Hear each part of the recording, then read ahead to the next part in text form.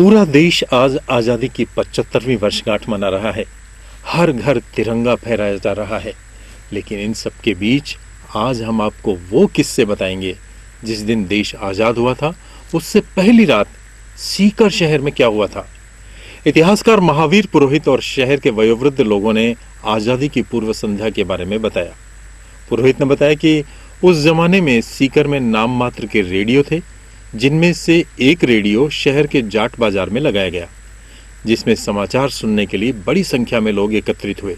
देर रात को all India radio से प्रसारित होने वाले समाचारों में उद्घोषक ने जैसे ही भारत के आजाद होने की खबर सुनाई, वैसे ही पूरा जाटिया बाजार जय हिंद और हिंदुस्तान जिंदाबाद के नारों से गूंज उठा। अगले दिन 15 अगस्त 1947 की सुबह एसके स्कूल से आजादी के जश्न में रैली निकाली गई, जो शहर के मुख्य मार्गों से होती हुई सुभाष चौक गढ़ परिसर के सामने पहुंची। यहाँ पर एक विशाल तिरंगा झंडा लगाया गया। यहाँ आजादी का जश्न पूरे जोश के साथ मनाने की तैयारियां चल रही थी।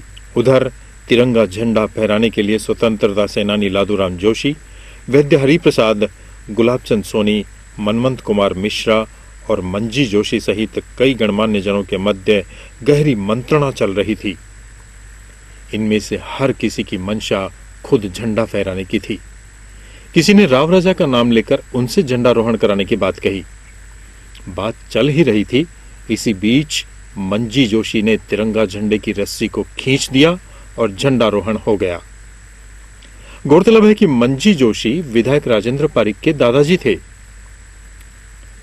इस दौरान समारोह में राव राजा कल्याण सिंह के बराबर में बाटड़ा नऊ के किसान जगन सिंह भी मंच पर बैठे थे। उन्होंने कहा, आजादी का मतलब यही है कि एक किसान का बेटा और राव राजा बराबरी में बैठे। इस खुशी के मौके पर राव राजा ने बच्चों को देशी घी के लड्डू बांटे और पूरे शहर में खुशियां मनाई गई। देश की आजादी से लेकर अब तक इन 75 वर्षों में सीकर शहर ने कई बदलाव देखे हैं। शहर आज शिक्षा नगरी के नाम से पूरे देश में अपनी एक अलग पहचान रखता है। स्वतंत्रता दिवस है और हमारे देश को स्वाधीन हुए 75 साल हो जाएंगे। जब 25 साल होते हैं तो रजत जयंती बनती है, 50 साल होते हैं तो गोल्डन जुबली स्वर्ण जयंती बनती है और 75 साल होने पर डायमंड जुबली, जिसको अमृत महोत्सव भी कहते हैं, वो हम आयोजित कर रहे हैं। देखिए, अंग्रेजों ने हमारे देश पर 190 साल तक राज किया। उससे 190 साल के अंदर उन्होंने देश का जितना शोषण किया, जितना उत्पीड़न किया, यदि हम स्वाधीनता संग्राम का इतिहास देखें तो हमारे रोंगटे खड़े जाएंगे कि हमारे देश के लाखों लोगों ने अपना बलिदान दिया है, तब जाकर स्वाधीनता मिली है। मैं उस लंबी लड़ाई के बारे में बात नहीं करूंगा। मैं कहूँगा कि हमारा देश 15 अगस्त 1947 को आज़ाद हुआ। वो आज़ादी कोई हमें भीख में नहीं मिली थी, हमें संघर्ष में मिली थी। लेकिन अंग्रेजों ने जाते जाते हमारे देश को 14 अगस्त को 2 टुकड़ों के अंदर विभाजित कर गए। एक टुकड़ा था भारत, एक टुकड़ा था पाकिस्तान। और ये किसने किया था? अंग्रेजों के द्वारा नियुक्त रेड क्लिफ ने। उसमें माउंटबेटन हमारे वायसराय थे और रेड क्लिफ ने जैसे बजाज कपड़े के थान को काटता है, वैसे उसने देश के नक्शे को काट करके 2 भागों में विभाजित कर दिया और एक तीसरा भाग उसने पूर्वी पाकिस्तान के रूप में बना दिया। खैर, वो जो बात हुई, अब हमें अपनी आज़ादी को लेकर के, हम देश के अंदर क्या हुआ, सीकर में क्या हुआ, उसको लेकर विचार कर रहे हैं। देश में तो आज़ादी का जश्न दिल्ली में मनाया गया था। पंडित जवाहरलाल नेहरू ने लाल किले पर तिरंगा फहराया था और राष्ट्रपिता कहने वाले महात्मा गांधी उस समय उस जश्न में शामिल नहीं थे। वो जो है दंगा शांत करने के लिए कलकत्ता और नौखाली के अंदर घूम रहे थे। तो सीकर के अंदर स्वतंत्रता दिवस कैसे मना? उसमें सीकर की आबादी बहुत कम थी और चंद रेडियो थे। तो आकाशवाणी का उससे नाम था all India radio. All India radio से समाचार का प्रसारण हुआ।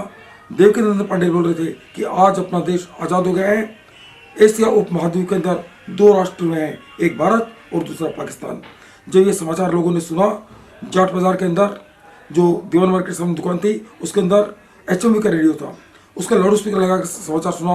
तो एक तरफ तो जो है ये जो जाट बाजार की 5 बत्ती है, वहाँ तक लोग पहुँच गए थे, दूसरे तवेला तक पहुँच गए थे और सब लोगों ने आज़ादी की बात सुन करके बेहद खुशी मनाई, तालियां बजाई और जय हिंद जय भारत के नारे लगाए। लेकिन साथ में दुख भी ये हुआ था कि देश के अंदर पंजाब में, हरियाणा में, बंगाल में, बिहार के अंदर दंगे हो रहे थे। तो सीकर के अंदर उसमें मुस्लिम आबादी बहुत कम थी। सीकर की आबादी 40 लाख थी, 40,000 थी और उसमें के 4-5 हज़ार मुसलमान थे। उनको ये भय व्याप्त हो गया कि जब दंगे हो रहे हैं तो यहाँ दंगे नहीं होंगे क्या? वो राव राजा के पास गए। राव राजा कहा कि बाल विवाह का नहीं होगा तुम्हारा, तुम ठाठ के साथ में रहो। तो इस तरह से वो आवेदन उनको मिला। सीकर के अंदर 15 अगस्त को कल्याण हाई स्कूल से एक रैली निकली थी। उस रैली के अंदर भारत माता की जय हो, जय हिंद, वंदे मातरम का नारा लगाते हुए बच्चे और शहर के नागरिक ये कल्याण सर्किल पहुंचे। कल्याण सर्किल स्टेशन रोड होते हुए, बजाज रोड होते हुए, फतेहपुर गेट से वो गढ़ के सामने सुभाष चौक के अंदर इकट्ठे हुए। सुभाष चौक के अंदर 2 झंडे, एक तो रावराजा का पंचरंगा झंडा गढ़ के ऊपर लहरा था और दूसरा जो है फुहारे के पास में आज़ादी का तिरंगा झंडा लहराने के लोग एकत्रित हुए। उसके अंदर महत्वपूर्ण व्यक्ति कौन थे?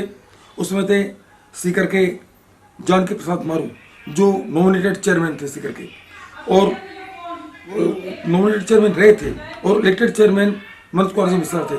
लादूराम जोशी थे स्वाधीनता सेनानी, जुगल किशोर जी सम्मानित थे, वैद्य प्रसाद जी थे और पुरुष सत्यनारायण जी थे।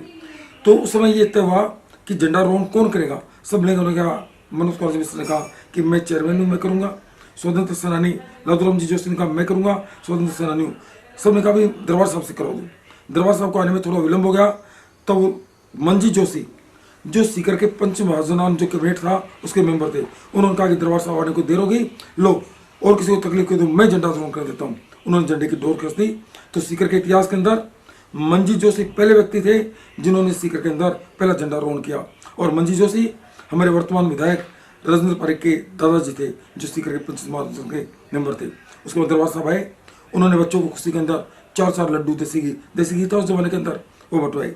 शाम को एक बहुत बड़ी जनसभा हुई थी। उस जनसभा के अंदर दरबार साहब भी आए थे, और जगन सिंह बाठड़ जो पंजी बाठड़ के लड़के थे, बाठड़ रोड रहने वाले, वो जो है दरबार साहब के बराबर बैठ गए। तो लोगों ने कहा देखो आज़ादी इसको कहते हैं कि राजा के बराबर जो एक साधारण व्यक्ति, साधारण किसान का बेटा बैठा हुआ है। उसके बाद के अंदर घरों पर रोशनी की गई, जय हिंद के नारे लगाए गए, महिलाओं ने मंगलाचार गाया, बधावे जिसको राजस्थान में कहते हैं वो गाए। तो इस तरह से सीकर के अंदर आज़ादी का पहला जश्न मना था। उसके बाद के अंदर जब दूसरा जश्न मना था तो उसके अंदर बहुत सारे परिवर्तन हो गया था, और एस के स्कूल ग्राउंड के अंदर दूसरा जश्न मना था। और उस समय 2000 किया था कलेक्टर ने, और सीकर के पहले कलेक्टर थे महेश चंद्र जोशी, और सीकर के पहले एसपी थे कनकमल मेहता। तो इस तरह से 75 साल पहले का सीकर में जो आज़ादी का जश्न मना था, आज़ादी का जो त्यौहार मना था, उत्सव मना था, उसके संक्षिप्त में मैं अपनी जानकारी